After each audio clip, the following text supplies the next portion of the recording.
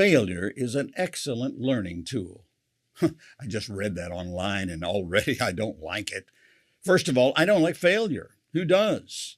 And it says that failure is a pathway to learning.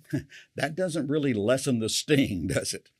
The world applauds success, not so much failure. The late Pastor Charles Stanley would likely agree with us on that. However, he had a broader perspective. He wrote, "We would probably all prefer to grow in our faith without ever making a mistake before God's eyes, but we cannot deny that missteps are instructive.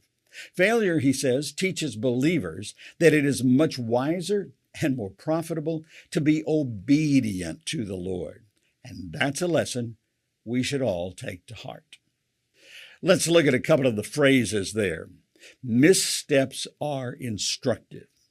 That's true if we're intentional about learning from them.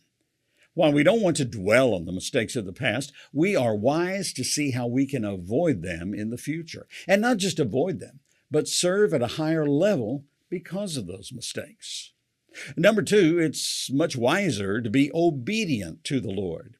Jesus' disciple, Peter, was a man of great faith and bold action. But sometimes that boldness led to missteps and failures. Denying Jesus in that courtyard was a prime example of failure. Yet the Lord was able to teach Peter through that failure to be an effective leader in spreading the gospel. Leadership expert John Maxwell weighs in on failure as a leader. In leadership, he says, it's not a question of if you fail, it is a question of when and how you respond. Maxwell says, when you are a leader, failure is your friend.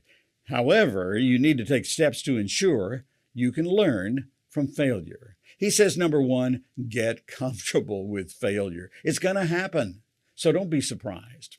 Number two, get clear about failure. Failure is an essential part of the cycle of success. Test, fail, learn, improve, re-enter. Failure is the second step to success. And number three, get prepared for failure. Make preparation to glean the lessons from your experience. Set aside time to reflect. Bring materials to help you collect your thoughts. And bring some people alongside you to help you with your thinking. The Bible's clear about failure. It isn't fatal or final. In Proverbs it says, the godly may trip 7 times, but they will get up again. The psalmist added failure in a very personal way. He said, my health may fail and my spirit may grow weak, but God remains the strength of my heart. He is mine forever. Psalm 73. So is failure in your future? Yes, very likely. Can you learn from it? Well, that's up to you. You can learn more about what God is doing globally through this ministry by visiting our website, mediaalliance.net. And feel free to like, subscribe, and share these videos. Thanks. God's best.